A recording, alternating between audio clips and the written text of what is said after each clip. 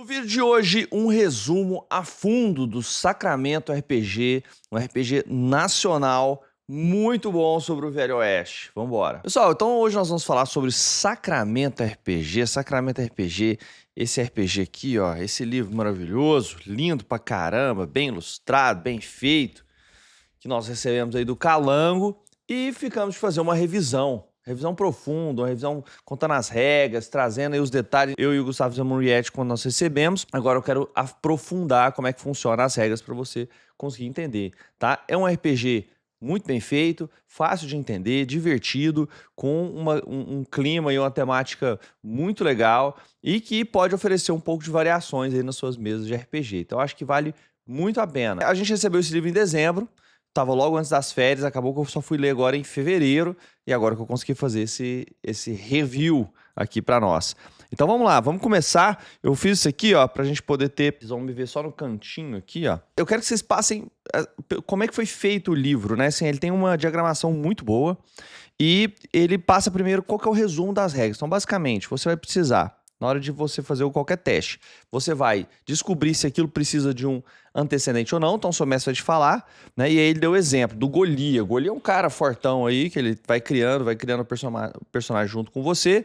Então, ele é um cara grande, parrudo, que lhe dá muitas aptidões físicas. E ele quer fazer o quê? Ele precisa puxar uma carroça atolada na lama. Então, traz a carroça aí. Precisa puxar a carroça, certo? Ele vai lá atrás e fala assim, eu vou puxar essa carroça aqui. Então o mestre decide que o antecedente que ele precisa para isso é suor, que ele tem mais 2.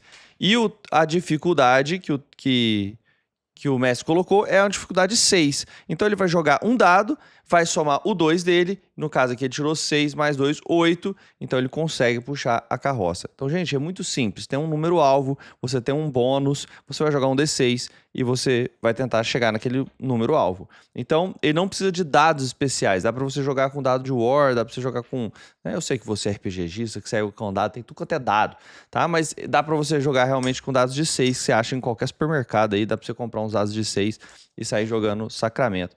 E você precisa também de um baralho, tá? Nós vamos chegar nessa parte aqui. E aí você vai descrever o que acontece dentro da ficção. Então, se eu fosse pensar na questão das regras, ele é mais voltado para interpretação do que para regras densas. Mas tem um conjunto de regras que já dá um arcabouço muito legal. Então vamos pensar que como é que faz personagem. Primeira coisa, você cria um conceito. Olha que coisa linda, gente. Esse livro é muito bonito, muito bem feito mesmo. Diagramação sensacional. Primeira coisa, o conceito. O que é que você vai fazer? Você é um pistoleiro caçador de recompensas? Você é um ex-padre que ficou louco, que vive no meio do mato? Adorei esse conceito aqui. E aí, você vai construir o seu personagem. Esse RPG, ele divide o seu hit point, seu HP, ele é dividido em dor e vida. Dor não é propriamente algo que vai te matar, mas ele te atrapalha. E vida realmente é aquilo que pode ferimentos mortais. Tá? Daqui a pouco nós vamos chegar lá. Tem muitos RPGs que fazem isso. Esse livro ele bebe bastante do sistema do Apocalipse ou da Kids on Bike. Então tem várias influências aqui. Depois eu gostaria até de falar com o cara que fez o conceito, mas tem muitas influências de regras de RPGs renomados, divertidos, bons de aprender. Eu fiquei imaginando como é que eu ensinaria isso aqui para alguém e realmente eu acho que é fácil e rápido de aprender. Então não é que você vai ter que investir os 10 anos que você investiu em D&D para você começar a decorar as magias nesse RPG. Você vai conseguir ver isso aqui e já ir atrás e já se divertir numa tarde, por exemplo. Rapidamente eu acho que dá para você aprender, dá para as pessoas jogarem sem saber muita coisa, fazendo um personagem rápido. Então vamos lá, pessoal. Tem a defesa é aquilo que você precisa tirar para você conseguir acertar alguém, você precisa passar o defesa deles, o padrão é 5. O movimento, quantas vezes ele pode andar, correr, fazer alguma coisa, percorrer uma distância. E aí, de acordo com o seu personagem, você pode fazer mais de um movimento. Você tem ações de combate e iniciativa. Vamos lá para fazer um personagem. São 4 atributos aqui principais. Físico, sua força, o quão tora você é, o que você consegue arrastar. Tem velocidade. Essa aqui é a única página que eu senti dificuldade de ver, assim... Eu custei a ver aqui onde é que estava o nome dos negócios. Você vê que tá aqui atrás, ó. Velocidade. Cada ponto de velocidade que você tem, cada ponto físico que você tem um ponto de vida a mais. Então você resiste mais às coisas. Para cada velocidade que você tem um movimento a mais. No intelecto, para cada intelecto você tem uma perícia ou antecedente que ele coloca, que é tipo o que você sabe fazer. Tem coragem, para cada ponto de coragem você tem uma ação de combate. Então olha só, você tem 4 pontos para distribuir entre esses atributos. Ele pode ser 0. Se ele for 0, você só não é especial naquilo, não é que se você é muito ruim naquilo. Mas se o cara tem 4 pontos, e pelo que eu entendi, deixa eu ver se tem limites aqui, ó. Não consegui ver nenhum tipo de limite aqui, ó. Você pode distribuir 4 pontos entre atributos e terá como as condições iniciais. Se nenhum ponto for colocado, a condição permanece no status inicial. Então vamos supor, o cara pode colocar 4 pontos de coragem, aí o cara vai ter 5 ações no combate. É um cara realmente.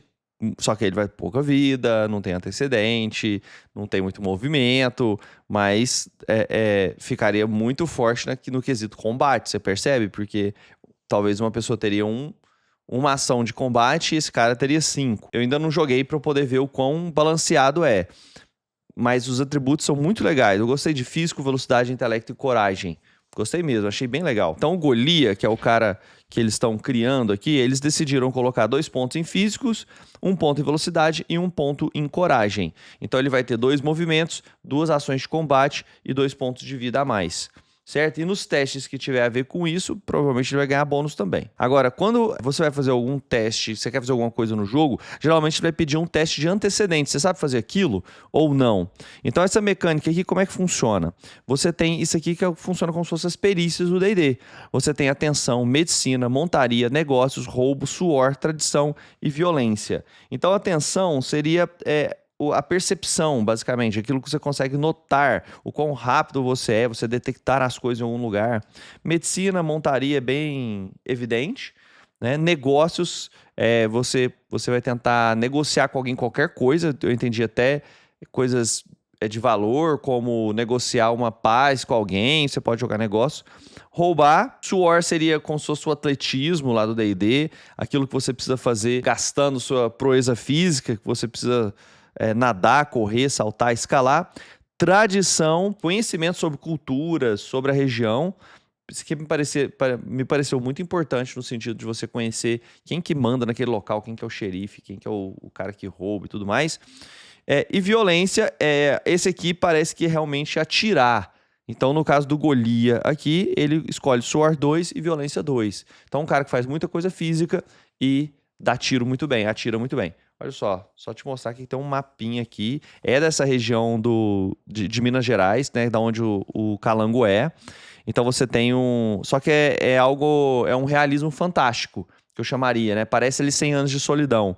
Ao mesmo tempo que você tem cidades completamente existentes, a caracterização delas é num nível fantástico. Então você tem neve, você tem aquela região super fria, você tem aqui os trilhos do trem.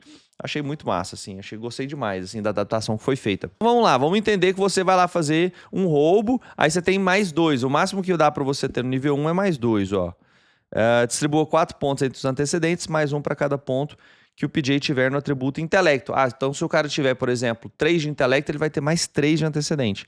Você vai colocar mais de 1 ponto até o máximo de 2 no nível 1.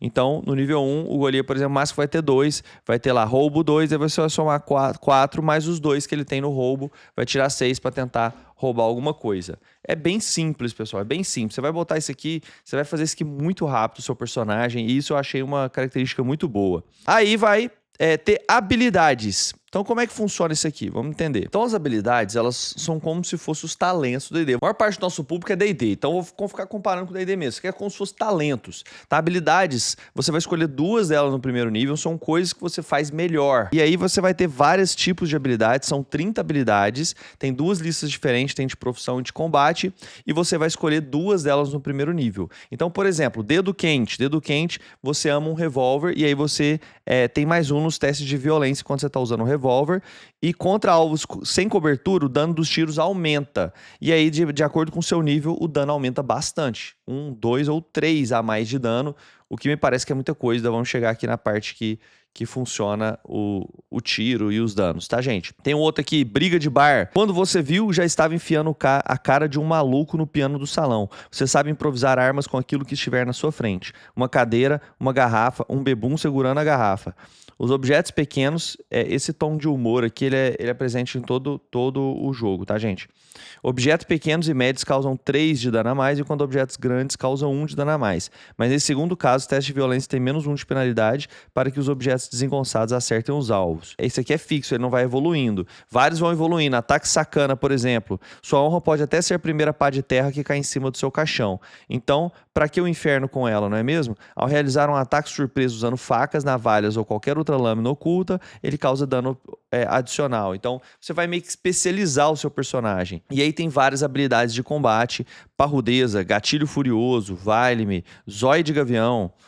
É bem mineiro mesmo, né, gente? Então esse aqui, ó, de vista afiada como ave de rapina, você acerta alvos distantes com maior precisão. Se atirar com um fuzil ou arco longo, você recebe mais 1 nos testes de violência. Então aqui nós temos esses aqui que são os de combate, e aí cada um vai te dar uma habilidade diferente pro seu personagem, e nós temos habilidade de profissão. Então vou ler alguns aqui pra você. Chamego. Pula boi, pula cavalo e boi. Foram tantos anos com o laço na mão que você sabe usar uma corda como ninguém. Ao fazer um teste para laçar algo ou alguém, jogue 2d6 e use o melhor resultado. Então é como se tivesse vantagem num teste para conseguir laçar alguém, ó, né?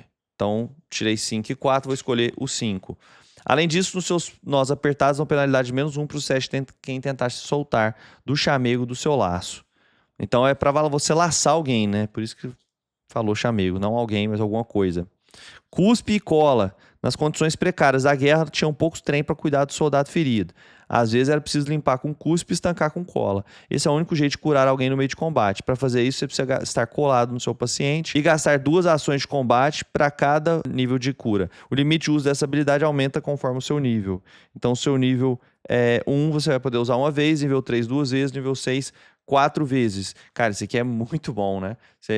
Parece que é a única forma de você curar durante o combate, então isso aqui pode ajudar demais aí seu grupo. Salve-se quem puder. Lutar até morrer é coisa de quem não tem amor à vida. Mesmo que as causas borradas fiquem para trás, ficar vivo não é descaso com ninguém. Só não me vai fazer isso no meio de um duelo, porque aí sim é coisa de gente sem nem um tiquinho de moral. Ao fazer qualquer teste para escapar ou fugir, jogue 2d6 e use o melhor resultado. Em situações de fuga, você recebe mais 1 de movimento, que só pode ser usado para dar no pé. Tá? Então, isso aqui são as habilidades, ele chama de habilidades, o que eu chamaria de talentos, ou aquilo que você faz melhor do que ninguém. E aí, são 30 para você escolher 2 no nível 1. Beleza, pessoal. Beleza, pessoal. Aí tem um processo chamado de redenção. Então, isso aqui é um recurso de storytelling muito poderoso, mas também é um recurso de habilidade física do seu personagem. O que é o processo de redenção, pessoal? São trilhas que você escolhe sobre qual que é a jornada que seu personagem vai fazer. Tá? O que ele precisa fazer para alcançar a redenção. E aí tem várias trilhas diferentes. Quando você consegue alcançar a sua redenção, você ganha uma série de vantagens. É lógico que a sua história avança. Eu acho que essa é a melhor vantagem. Eu acho que o jogador de RPG, ele ter um negócio assim do que vai acontecer, uma jornada pro personagem dele, já recompensa bastante. Mas aqui você tem uma recompensa ainda nas mecânicas. Você ganha mais uma habilidade. A habilidade lembra aquilo que você sabe fazer, andar de cavalo, essas coisas. Você ganha mais 2 pontos de vida e você pode tirar uma carta a mais na iniciativa e escolher a melhor. Então você fica muito foda. O personagem que alcançou a redenção é que ele chegou ali no Nirvana, o cara já é foda, é cowboy vivido, tá? E aí você já tem várias coisas. Olha só os tipos de redenção que tem. Então tem a redenção de vingança, ou uma trajetória de fuga, dívida, remorso, recomeço, ambição. Tá? E aí tem um passo a passo. Eu vou ler, por exemplo, da vingança. Preciso me vingar de alguém que assassinou, sequestrou meu povo, minha família, minhas terras, minha espada favorita, meu livro do Harry Potter. Aí o passo 1, causar problemas para minha gangue, ao menos 3 vezes por causa da minha vingança. Então você vai causar problema a si por conta da sua vingança, da sua gangue, 3 vezes. Passo 2, encontrar e ajudar alguém, a última vítima de nome de quem está se vingando. Passo 3, ir até o último local onde o fulano foi avistado. Passo 4, resolver outro problema, nome de quem está se vingando, causou pelo caminho. Então você tem que resolver um problema que a pessoa causou para outra pessoa. Passo 5, encontrar o paradeiro do cara e fazer um desafio para um duelo e vencer um duelo e completar a vingança. Então você vê que não é um negócio simples. Existem várias coisas aqui que a aventura está tocando. Não tem como você fazer isso aqui simples. O mestre não vai deixar você cumprir isso aqui rapidamente. É uma jornada aí ao longo da campanha. Eu gostei demais disso aqui. Gostei muito, muito disso aqui, tá? Ia ser massa ter mais mais tipos ainda, mas o mestre, obviamente, pode inventar outros, né, gente? Pegar esse aqui e recombinar na trajetória específica daquele personagem. Logo depois tem o criar uma trilha. Tá? O que, que você precisa fazer? Situações, como que você vai criar a sua própria trilha do personagem, propor pro seu mestre, ou o mestre vai criar uma trilha para aquele personagem. E pode ser também que ele dê uma trilha e não fale exatamente o que ele tem que fazer, né? Não sei. E aí, tipo, à medida que ele vai, o personagem vai desenvolvendo e fazendo aquilo que ele acha que fazer, ele pode ir cumprindo sem muito saber qual que é a trilha, né? Não sei se isso aí combinaria ou não. Ele dá um aviso aqui que é tipo assim, isso é o que o meu personagem faria, mas toma cuidado pra não ser chato pra caramba, né, gente? É o básico, não ser chato demais. E aí existe um processo chamado de recompensa. O que é isso? Isso aqui, ó, é o tipo de recompensa que colocam sobre a sua cabeça quando você começa a fazer coisas ruins. Tá? Então eles colocam recompensas, então procura-se, né, por agressão contra agentes da lei. Se você for fazendo isso, a recompensa sobre você vai aumentando. Provavelmente mais gente, juízes, mais problemas vocês vão ter, mais gente procurando a cabeça de vocês vai acontecer. Eu não vi como é que funciona se chegar a alguma coisa, se tem alguma mecânica específica disso, mas isso aqui já fica como um guia aí para pessoas procurarem vocês. Vamos ver quanto custa as coisas para saber quanto que essas recompensas valem a pena, né? Como é que funciona a experiência no Sacramento RPG? A ideia aqui é que você vai ganhar 1 ponto de XP para cada pergunta feita no final respondida com sim. Então eles separaram 5 perguntas e se você responder, cada 5 que você responder, você ganha 1 ponto de XP e aí tem uma tabela aqui que está sendo escondida pela minha imagem, tem uma tabela aqui do que acontece com a quantidade de XP e o nível máximo que você chegaria seria 6. É lógico que a quantidade de XP distribuído pode aumentar ou diminuir, o que tornaria uma campanha mais rápida ou mais devagar. Então vamos lá, quais são as 5 perguntas? Seu personagem chegou vivo ao final da sessão? Seu personagem tem mais dinheiro do que no começo da sessão? Se sim, mais 1 de XP. Seu personagem fez algo que ajudou o seu bando de alguma forma? Seu personagem resolveu o problema de alguém? Seu personagem terminou a sessão com alguma carta de sina? Então, se isso aconteceu para cada um desses, você ganha 1 ponto de XP. Vamos supor que deu tudo certo, você conseguiu responder os 5. Você vai demorar pelo menos 2 sessões para chegar no nível 2, mais 2 sessões para chegar no nível 3. E aí, nível 4 seria 1, 2, 4, 6, 9, depois mais 20. Seriam 13 sessões aqui para você chegar no nível 6. Se tudo der certo, se você conseguir tudo, todas as sessões, seria 13 sessões. Vamos jogar aí 15 sessões aproximadamente. Então, eu acho que fala bem sobre o tipo de campanha que você está criando, né, gente? Eu acho que são aventuras ali em torno de 3 a 4 sessões. É o sweet spot, assim, de você jogar. Que eu pensaria em jogar, eu que sou fã de fantasia, eu pensaria, não, vou fazer um negócio aqui, uma história que se resolve em 2, 3 sessões, fazer uma evolução um pouquinho mais rápida, ou depois jogar pra frente e pegar o pessoal num nível um pouco maior, já são fodas na cidade, fazer uma outra história aí de 2, 3 sessões, entendeu? O pessoal, o seu grupo tradicional não pode jogar, vamos fazer uma sessão de Sacramento, eu acho que compensa demais. O clérigo e o mago não vêm, vamos fazer uma sessão de Sacramento, acho que rola demais.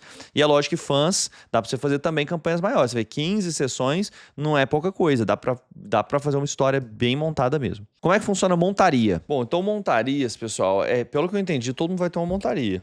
Tá? Aí você vai distribuir 3 pontos entre a potência e a resistência. A resistência vai dar mais vida. Então ela tem 6 de dor, 6 de vida, mais 1 para cada atributo desse aqui que você colocar.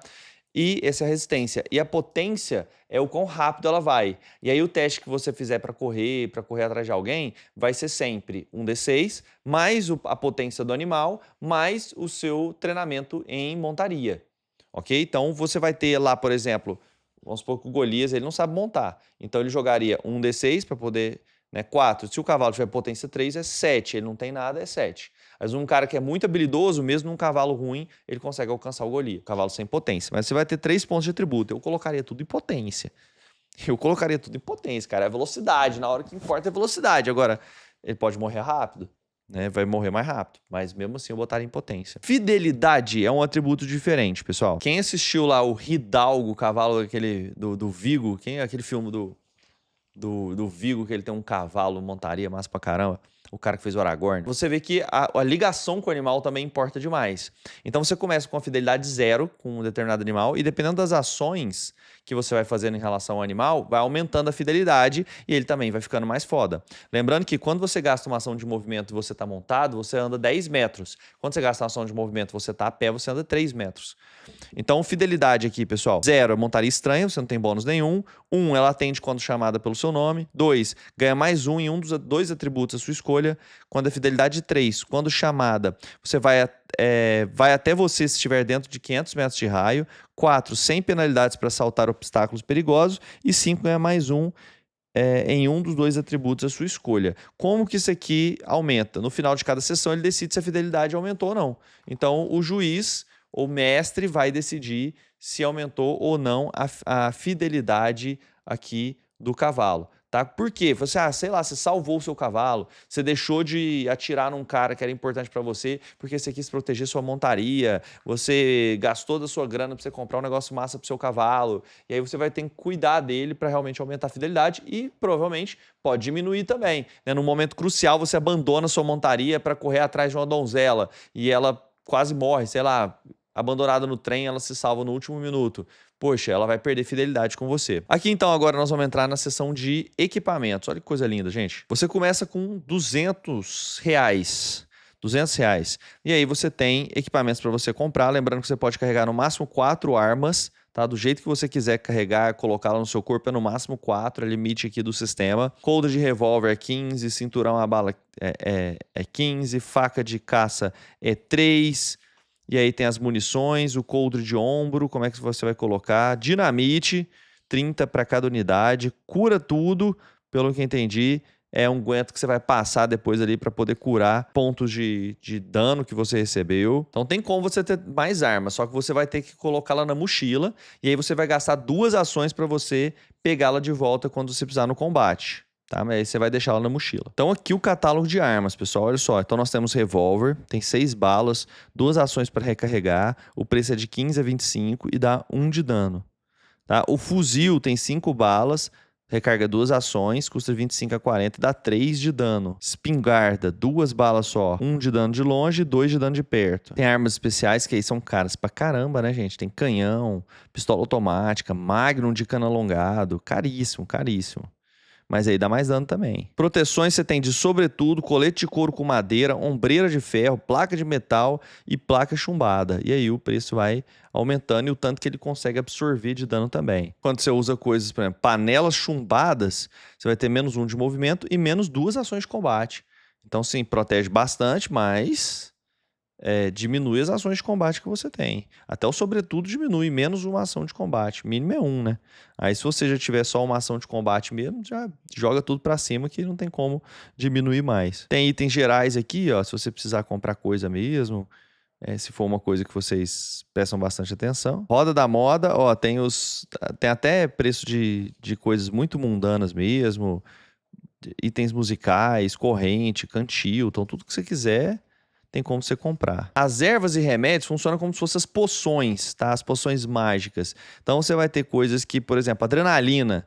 Estimulante faz com que seus usuários tenham um aumento de ânimo de vida. Seringa injetada com uma ação de combate recupera 3 de vida instantaneamente. Porém, alguns instantes depois, normalmente no fim de um combate, acontece um efeito rebote. Ele perde uma ação de combate, um movimento até conseguir descansar. Usar mais de uma adrenalina não acumula efeitos, mas gera mais perdas. Se o personagem perder todas as ações por causa da adrenalina, sofre uma parada cardíaca e morre. Então, alguns instantes depois, normalmente no fim de um combate, mas eu não entendi isso aqui. Quantos instantes depois? Depois de uns 2, 3 turnos, é definido pelo juiz, aí ele perde uma ação de combate e de um movimento. Se ele perder todas as ações, aí ele morre de parada cardíaca por ter usado adrenalina. Quanto que custa? 400 a 500. Então é muito caro. Se você for ver que uma arma custa 15 a 25, né, um negócio de adrenalina é caríssimo. Então, se achar um negócio desse aqui de um médico que você derrotou, sei lá, é um super tesouro aí que você achou. Mas tem de tudo, gente. Pomada a cavalo, tônico milagroso, O tônico milagroso aqui, ó. 50 conto. Vamos ver o que ele faz. Vendido por charlatões que prometem curas milagrosas para impotência, calvície, tosse e tudo mais que você pode curar. Ao tomar o tônico, faça um teste de sorte. Se a carta for preta, seu personagem cura 3 instantaneamente. Se a carta for vermelha, não a cura e você está envenenado. Pode ser muito bom, pode ser muito ruim. Vamos explicar então agora as regras do Sacramento RPG, pessoal. Vamos lá, vou mostrar aqui para vocês como é que funciona. Eu tô aqui no cantinho. Primeiro, eu queria falar sobre o clima. O clima do livro, e eu entendi que o clima do jogo, gente, é mais cinematográfico, tá? É mais cinematográfico. Então, quais são os pilares? Criatividade, arbitrariedade. A arbitrariedade é trazida pelos jogos dos dados. Nem é tão arbitrária assim, né? Porque de 1 a 6 não varia tanto quanto de 1 a 20, por exemplo. Tá? Então você já nota uma diferença muito grande. Criatividade, você vai ter que encontrar com os seus antecedentes, com o seu personagem, uma maneira de fazer aquilo. Então, se você não tem uma determinada perícia, pessoal, ele sugere que você nem faça o teste, que o seu juiz nem permita que você faça um determinado teste. Não sabe medicina, não faça o teste. Agora, se você achou com as suas habilidades, com os seus antecedentes, com a sua história, uma maneira de justificar fazer algum teste, aí tudo bem ele permitir, entendeu? Você precisa ser criativo. Mas vamos lá, os testes básicos, como é que funciona? Você tem um nível de dificuldade, joga um dado, soma o seu bônus que você tiver naquele antecedente, ou no caso, se for teste de resistência, no seu atributo, e aí você tem que passar de um número. Geralmente, o que eu entendi, a dificuldade vai ser ali 5, 6, é uma dificuldade razoável, tá? É o médio ali para você poder passar em alguma coisa. Se uma coisa for muito difícil, 7, 8, né? Vai depender da defesa também de alguém, distância, provavelmente, então vamos chegar na parte de combate. Vou falar as regras gerais. Fracassou, então quando ele resultar num valor menor, é falha. Acontece uma perda, um desastre, e o juiz vai falar exatamente o que acontece, tá? Se você falhou. Quando você não está no combate, você está fazendo uma coisa no dia a dia, tem como você forçar a rolagem. Se você força a rolagem, quer dizer, você errou, aconteceu um fracasso, mas você vai forçar a barra. O que acontece? Vai diminuir o nível de dificuldade em 1, então se a dificuldade era 6, passa a ser 5, por exemplo, só que algo necessariamente ruim vai acontecer. Então aqui é aquele sucesso misto. Então você quer, por exemplo, caminhar em cima das telhas, e aí ele te pede um teste, sei lá, de suor. E aí você fracassa no primeiro. E aí você, não, vou forçar a rolagem. Então, necessariamente, alguma coisa ruim vai acontecer. Você joga. Se você passou, aí você se arrastou pelas telhas, por exemplo, mas arrancou um monte de telhas, fez barulho, caiu a sua faca lá embaixo. Mas você não caiu. Então, você conseguiu, mas teve consequências, entendeu? Agora, se você força a rolagem e ainda fracassa de novo, aí é como se fosse uma falha crítica. Seria o mais próximo de falha crítica. Aí é desastre completo. Você forçou e a coisa foi horrível. Lembrando que não pode forçar rolagem no combate. Não pode, ó. Não é permitido forçar rolagem no combate. Beleza, pessoal. Testes contra, você vai disputar contra alguém. Ah, é velocidade, tá correndo num cavalo, quer ser mais rápido, você vai jogar e quem tiver maior ganha disputa. Pode fazer até mais de um teste, eu tô pensando aqui, né? Mas quem ganhar os primeiros 3, sei lá, se for uma corrida muito grande. Teste de resistência, pessoal, como é que funciona? Quando você faz algo, você pede teste de antecedente. Alguma coisa é feita a você, o teste é de resistência. Então, o teste de resistência física, o de intelecto, ou de coragem, ou de... qual que é o outro? Velocidade. Tá? Então, alguma coisa acontece a você. Aí você precisa fazer um teste de resistência, ok?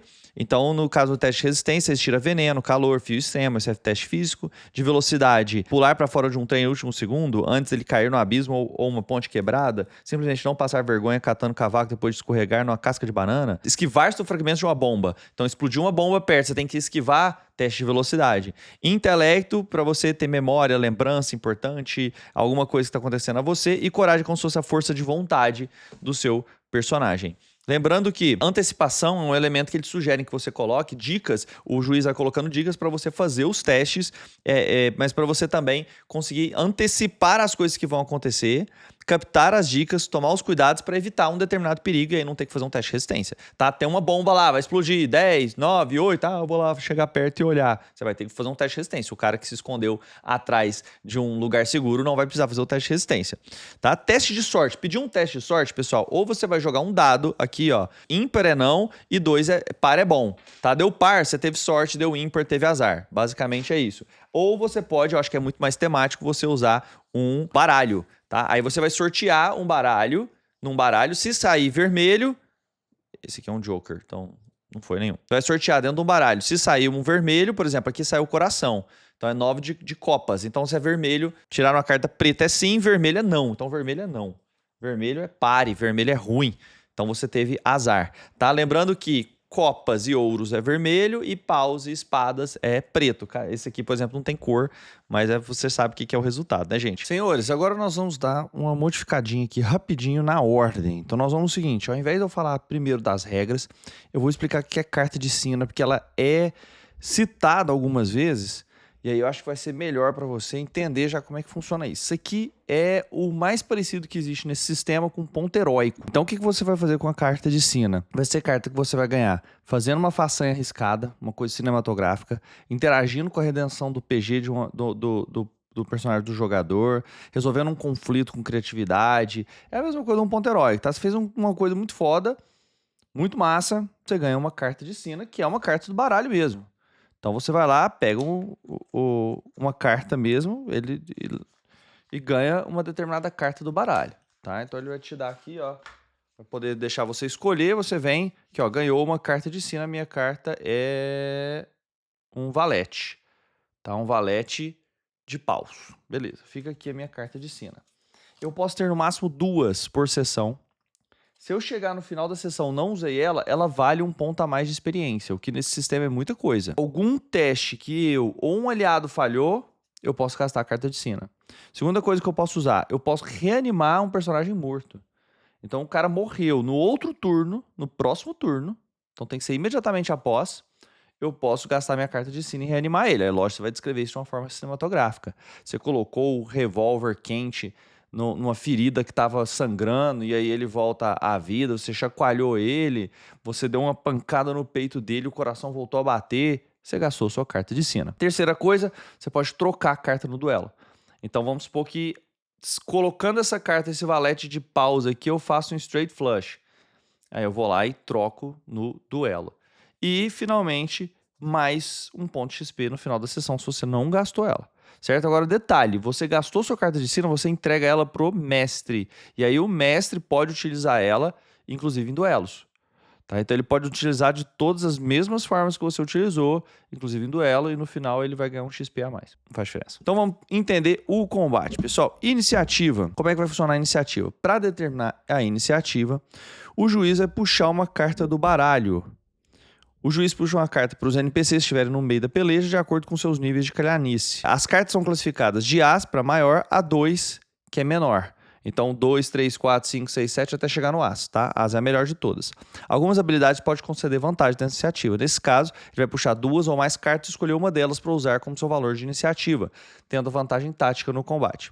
A carta de maior valor é a primeira a agir no combate, seguida da segunda carta de maior valor e assim por diante, até que o PG que tirou a menor carta. Aqui, ó. No caso das cartas empatadas entre personagens, a ordem de iniciativa é decidida entre eles. Se o empate for com NPCs, a carta deles sempre vence, ficando antes da iniciativa. Sim, o Oeste Selvagem é muito injusto. Então, se o personagem jogador empatar com o NPC, quem ganha é o personagem jogador.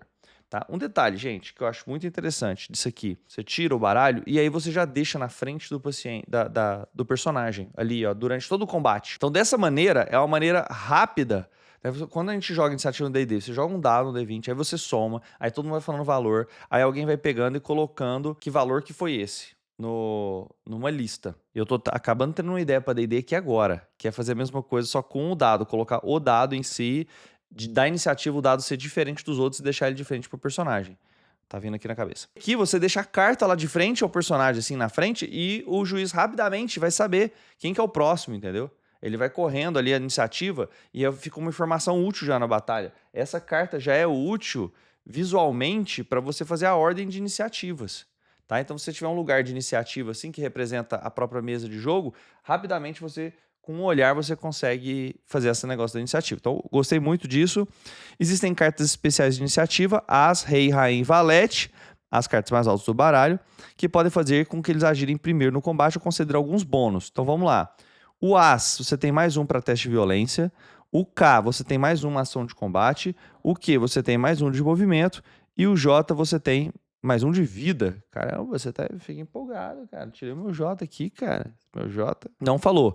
Mas será que eu não poderia trocar a carta de sina com a carta de iniciativa? Para mim, poderia, hein? Faria muito sentido. Não achei essa informação aqui. Não acho que teve indicado isso aqui.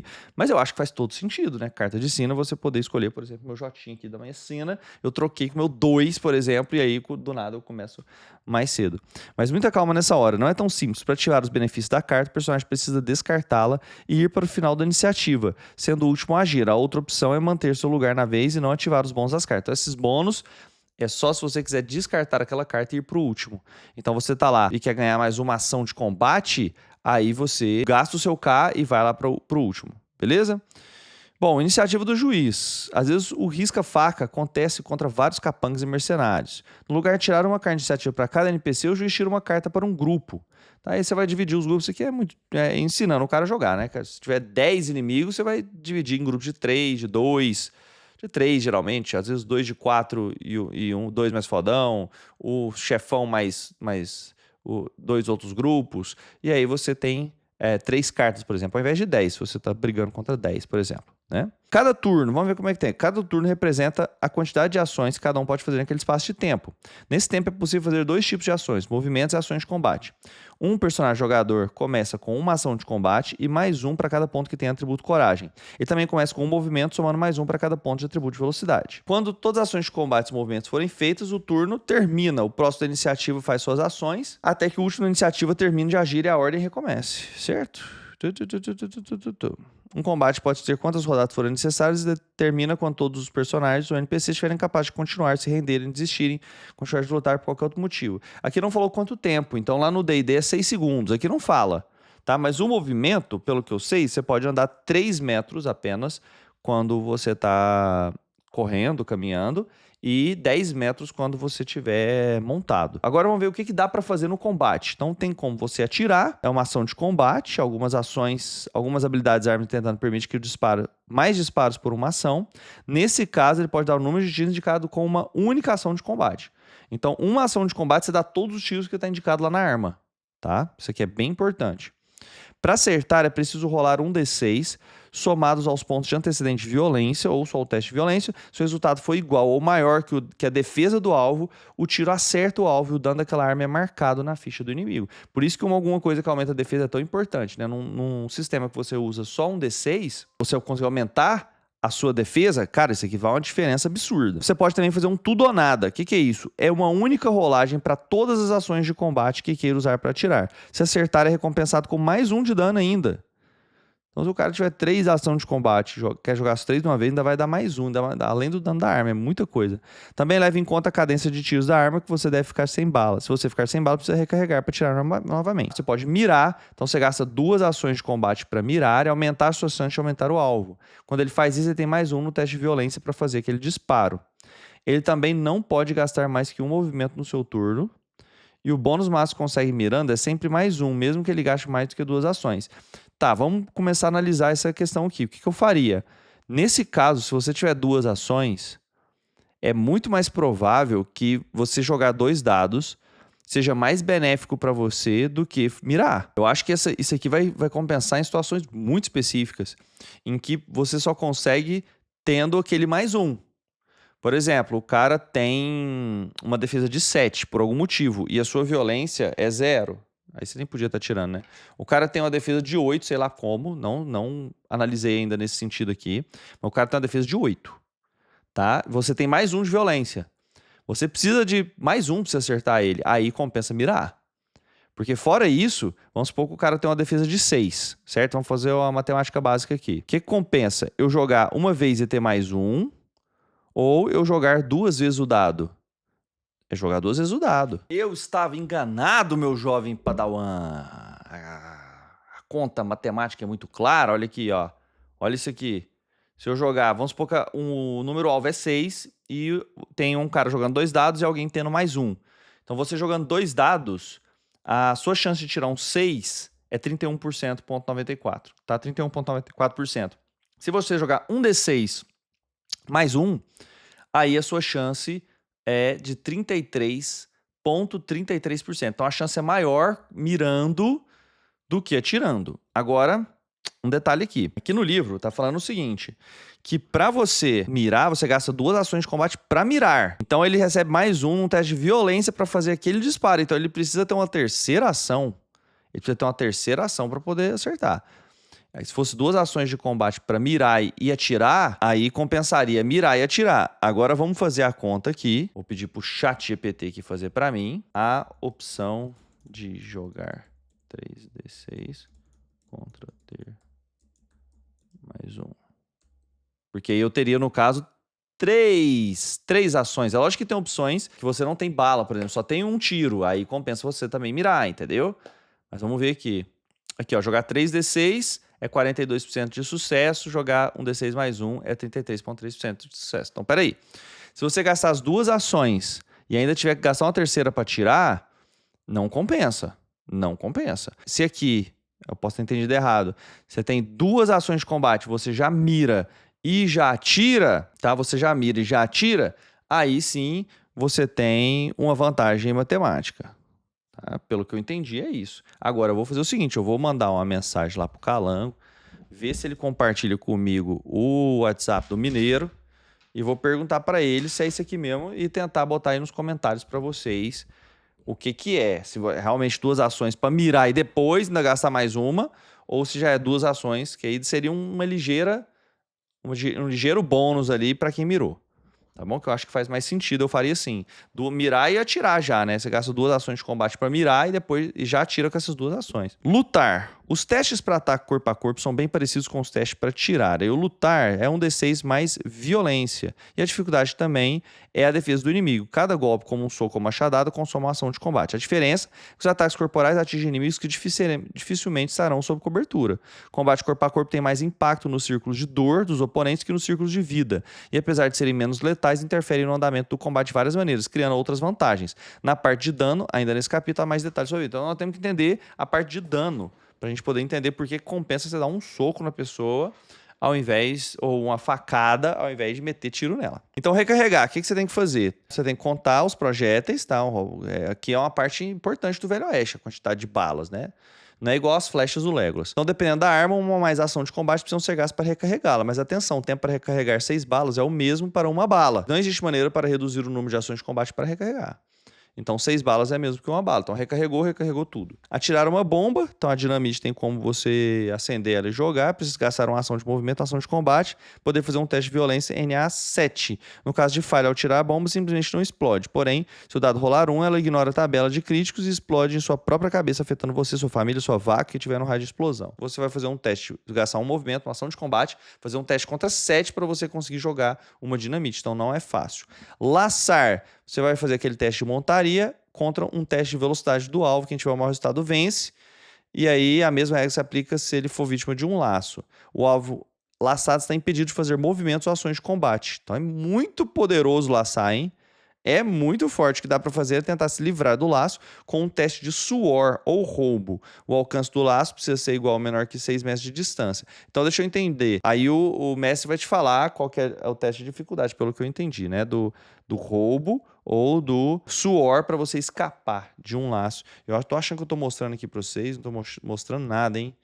Sem noção demais. Então outras ações, outras coisas que dá para fazer, ou inúmeras possibilidades de ações podem acontecer no combate. Xingar o oponente, levantar a calça, apanhar o objeto que tenha caído do chão, se pendrar no lustre. Aí você, cara, fala pro seu mestre vai falar, gasta tantas ações de combate, tantas ações de movimento para você fazer isso. Então tem que acreditar no mestre. RPG é um jogo de conversar com o mestre, conversar com uns com os outros, é um jogo social. E aqui ele dá um exemplo aqui de turno, tá? Essa personagem aqui é Fogo que Dança da gangue Pavio Curto. Olha que massa, cara. Essas ações são muito, muito boas. Eu curti demais esse estilo. Bom, o que é acerto e falha crítica? Vamos ver. Em um teste de violência, quando o dado der 6, joga o dado novamente e torça para cair outro 6. Essa mecânica aqui, eu lembro dela, não sei se foi ele que criou, tá? Mas eu lembro dela do Easy de Six, sistema americano, que toda vez que você tira o 6, você explode. E aí você pode ir tirando mais, aí o dano fica absurdo. Então aqui acontece também, quando o dado der 6, você vai jogar novamente, torça para cair outro 6. Se isso acontecer, você tem um acerto crítico. Então caiu 6, jogou de novo, caiu outro 6, tá? Então uma chance em 36 é mais difícil do que no D20. Aí você tem o acerto crítico. Sua ferradura da sorte está funcionando. Seu ataque teve efeito sensacional. Do contrário, se cair um no dado, jogue novamente outro 1. Se outro 1 aparecer, seu ataque foi uma falha crítica. Além de errar o tiro, você pode ter acertado uma pessoa inocente ou um aliado. Aí tem uma tabela, acerto crítico. Tem um monte de coisa que pode acontecer. E falha crítica, um monte de coisa pode acontecer. Acertar uma pessoa inocente, a armadura quebrar, um monte de coisa pode acontecer. Tá? É mais raro, mas é bem poderoso. Ó. Marca da vingança. O inimigo foge, mas jura de vingança. Vantagem tática, mais um de movimento. Nossa, esse 6 ficou meio desproporcional, hein? Porque, tipo, acaba o combate do nada. Né? O inimigo foge, mas jura de vingança como você. Você fez um acerto crítico. Às vezes você não quer que o inimigo foge, às vezes você quer que ele morra. Aí ele foge da jura vingança. Eu achei que era igual do Easy Six, mas não, viu? Porque lá no Easy Six ele vai explodindo o dano. Aqui você teve e joga numa tabela, tá? Achei que era outra mecânica, você me desculpa aqui. Foi na hora de ler correndo. Então, movimento, você pode mover, você pode pegar cobertura, e aí ele vai explicar depois a habilidade. E surpresa. Tá? Então, olha só, como é que funciona a cobertura. Cobertura aumenta a sua defesa em mais 1 se for parcial, mais 2 se for completa, e também precisa gastar um movimento para sair do cobertura, caso queira tirar sem penalidades. Não é possível usar algumas habilidades quando estiver na cobertura. Atirar de uma cobertura parcial não interfere nos ataques, atirar de uma cobertura completa causa penalidade de menos 1 nos testes de violência para atacar. Cobertura completa, mais 2 de defesa. Tá? Você pegou um negócio de couro e ficou numa cobertura completa, cara, ninguém vai acertar você não. Ninguém vai te acertar não. Então, surpresa, sua defesa vai para 3, se você tiver surpreso. E fuga, caso queira escapar da treta, você pode gastar todas as suas ações de combate e seus movimentos para fugir.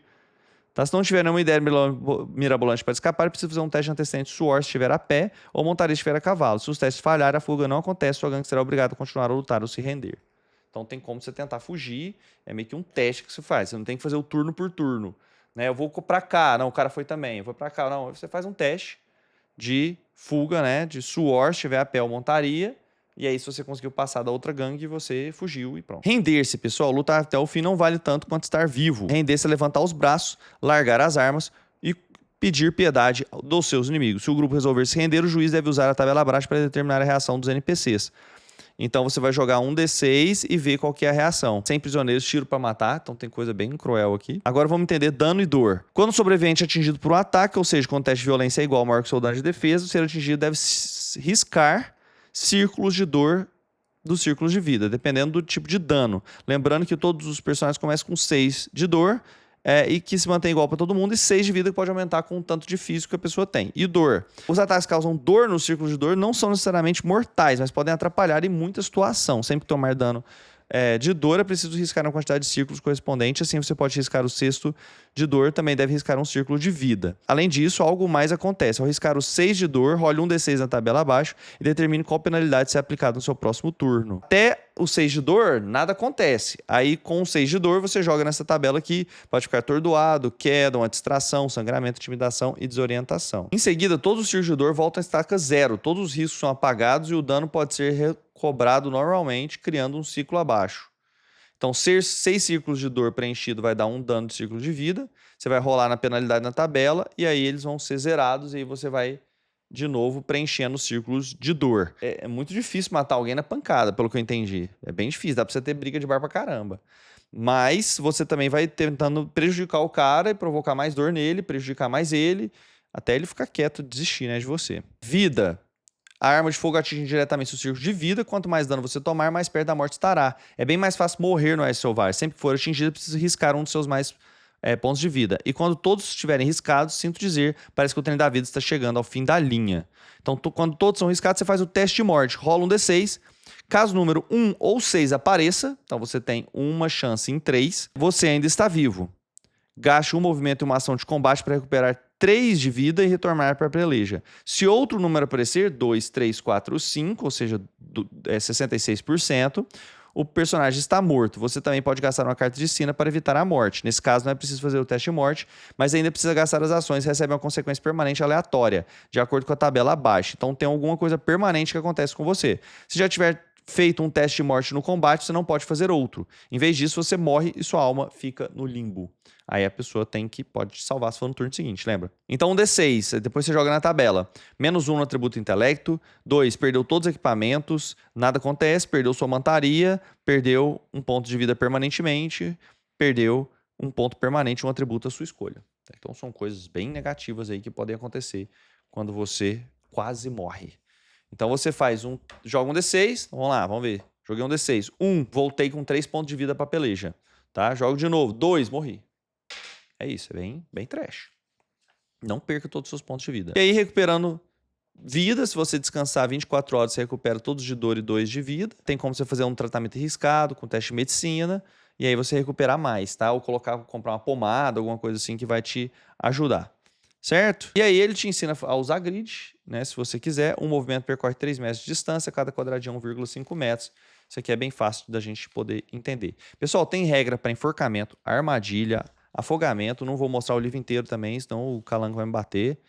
A carta de sina já expliquei. Agora eu vou explicar. Tem uma coisa de você evoluir o bando, tá? Então tem como você evoluir o bando.